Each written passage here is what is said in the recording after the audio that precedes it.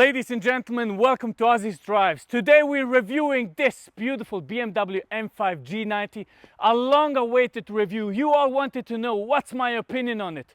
Let's find out. First of all, we have to look at it from the outside. In all honesty, I think this looks absolutely phenomenal. It reminds me so much of the M5 E60 that I will even call this a reincarnation of that car. It's almost like a resto mode of the M5 E60. In all honesty, look at it. Front headlights, beautiful. Side silhouette, absolutely phenomenal. Look at that crazy design, those beautiful black wheels. Even the green color is nice. Incredible brakes, front and back, very beautiful. You can get carbon ceramics optional. And then look at that rear. Wow! The rear speaks volumes for itself. I mean, look at that design. Come on, how can you call it bad? It's phenomenal to look at. Beautiful 4 exhaust pipes, very nice diffuser placement, a little spoiler, carbon fiber roof, which is optional on this car. I don't like that fact that they made it optional because on the last one it was standard. But the looks are absolutely impeccable. I really like how it looks. Obviously, we have to pop the hood to reveal this massive machine. And it's not just any machine or a 6-cylinder or downsized. No, it's a 4.4 liter V8 producing 585 horsepower and 750 newton meters of torque out of the petrol engine alone. But then they added an electric engine, which sits right at the gearbox, giving this car a total power output of 727 horsepower and 1000 newton meters of torque. And yes, you can get those 1000 newton meters of torque at the rear wheels if you want. Absolutely insane. Fuel consumption, they claim 1.9 liter, which is impossible, maybe on the first 100 kilometers, but it's really impossible. Now, acceleration time, 0 to 100 in 3.5 seconds. You'll see that a little later, 0 to 200 in 10.2 seconds. You have heard that right, it's a hybrid. Look at that, open it up. Here we have a charger, which has a battery capacity of 18.9 kilowatt hours, and you can charge it with up to 200 kilowatt hours of charging capacity. Means this car will be fully charged in around 45 minutes. 10 to 80% takes 30 minutes, so that's not that bad. You can drive 69 kilometers with it.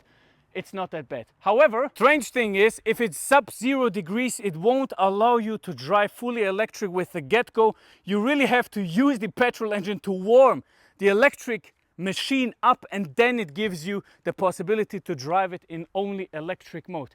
Very interesting. I don't know why, in all honesty, but I don't know. It probably has to do with the performance. But hey, let's have a look at the interior. The interior also looks phenomenal. Look at that. Beautiful leather, beautiful seat design, very comfortable and perfect for track. Alcantara roof liner. On the side also leather, Bauer & Wilkins sound system, carbon fiber here, 4K screen, beautiful steering wheel design. It truly is an amazing car. It really is. I mean, look at that. Ambiental light that you can change in all sorts of colors. It's a very, very good car. It truly is phenomenal. Then head-up display. My God, I never believed that I would be such a big fan of it, but this is literally a dream car. It's that good. I'm not even lying. Space in the back, plenty. Even privacy curtains here, very beautiful. I really love that car, man. The seat looks also phenomenal in the front, everything covered in leather. Obviously an Alcantara roof liner, and it's plenty of space. Headroom also plenty. Look at that. Everything is beautiful.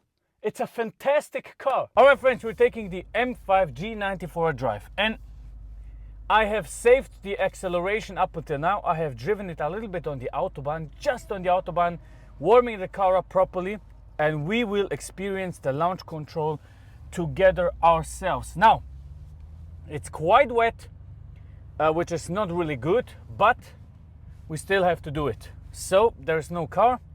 Left foot on the brake, right foot on the throttle. Go!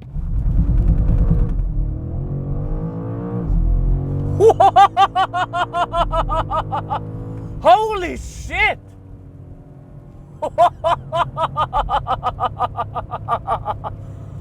I did not expect it to go that way.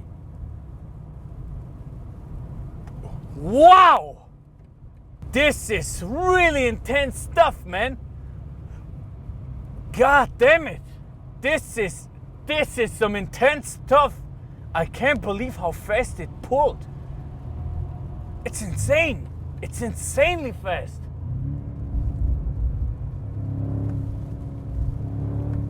Fourth gear. Woo! It's quick. It's quick. Wow. Fifth gear. Sixth gear pull. Seventh gear pull. Eighth gear pull. Now, okay, eighth gear at 110, it starts to feel a little bit like you can't pull it off anymore. That was a wild start to the review, man. Absolutely insane acceleration in the wet. But I'm here to find out whether this car can also drive normal, right? This is a sports limousine, able to drive on track with the M performance modes, able to drive in winter with the all-wheel drive mode, and of course able to drive daily. Now, this is a hybrid system, 2.5 tons, and we're hovering on the Autobahn. And you know, the thing that they promised, the 1.9 liters to 100 kilometers, seems very, let's say, delusional, because this car by no means will ever use 1.9 liters to 100 kilometers, especially not on cold days, right? We're hovering here at 10, 10.5, 11 liters, and that's as good as you can get. Maybe if I did an eco test, I could go to 9 liters to 100 kilometers, but that's probably it. And by all those things, this reminds me exactly of the BMW M5 V10, the E60. It looks the same, just like a resto mode, newly made, right? But has the same size of the tank, like 60 liters, and it uses a lot of fuel. It's not possible to drive this car after the batteries have been drained under 9 to 10 liters. It's just not possible. It's too heavy. It's just too heavy to do that. But I will tell you one thing, it feels very, very comfortable in comfort mode. It feels like a proper limousine should feel like. Not hard, not too soft, very solid suspension, and on the first meters I do not feel the weight. However, I won't say that now, because I will drive it a little bit faster around some corners. Even though it's wet, I don't care. I want to find out whether those guys are telling the truth, and this car feels light and good, just as the F90 did feel. So for that, I'll go to another place and then we'll tune back in. All right, friends, it's time to find out what the new M5 G90 can actually do. And for that, we have to go into M1 mode. I have set M1 mode to be the hardest possible thing, right? Everything blah blah set to M1 mode. You know what, I'll even stop here and I'll use track mode. Track, activate, yes. Okay, we're using track mode because we need to find out whether this car is really, as everyone says, it feels light, it doesn't feel any different, it feels very good, it's very fast. I can tell you one thing, this is without a doubt the quickest BMW I've ever driven, right? I mean, the throttle response, because of that E engine that is sitting basically right where the gearbox is and pushing very direct, is very nice. It reminds me a lot of the system of the Ferrari 296, because as soon as you press the throttle, no delay, no turbo delay or anything in that sense, it just flies. It's just BAM! You see that? It's really fast. Okay, I can tell you that. It shifts very beautiful. Every gear, power, pushing forward. But does it feel light? I don't think it feels that light, in all honesty. I think it feels okay for the weight, right? But I couldn't tell you it feels so light. You can't tell the weight. Yes, you can tell the weight.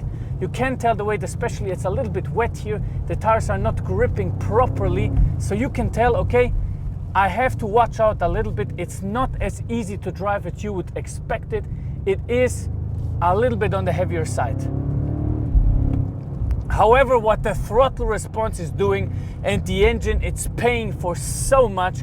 And I'm 100% sure on track they will have similar performances. Look at that. Pah! My goodness. The suspension is working brilliant also. A little bit of oversteer here. Would I say it feels light? I can't really say it feels light, in all honesty. Look here, for example. It doesn't feel that light here. I mean, 2.5 tons, right? It's a big booty Latina, but god damn it. Oh, emotional, yes. Fun, god damn it, yes. Let's stop here. Let's do a launch control start. We have to do that. We have to do that. One more time. Ah! Woohoo!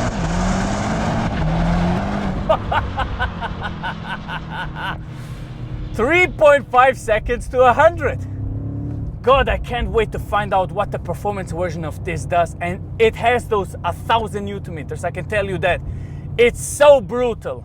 But friends, since this is an M car, let's go and switch it to two-wheel drive mode. God save us, God help me. I hope this is the right decision to do. Now, the question is, how can I turn the ESP off?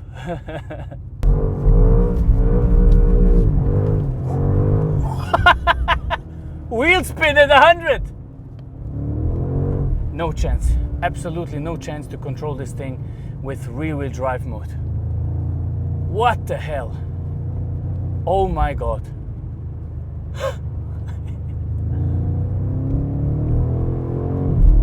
Now it really does feel like a tuned BMW M5 F90. Rear-wheel drive, all the power to the rear. Rear-wheel drive is dangerous, I'm telling you. God damn it, what a machine it is. What a machine it is. My conclusion is very simple, friends. It's very simple. It is a proper M car.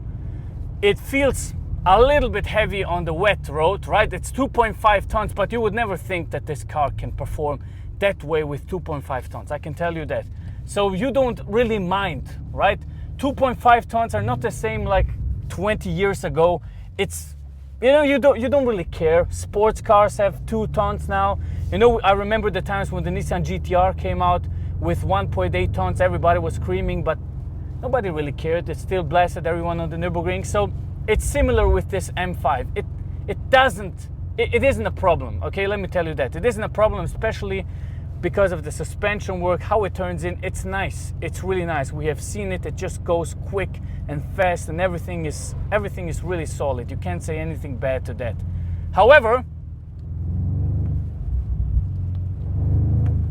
I don't like the sound it produces inside the cabin. It feels a little fake, right? It feels a little fake. It's a little bit more than it actually is outside, so I don't like that.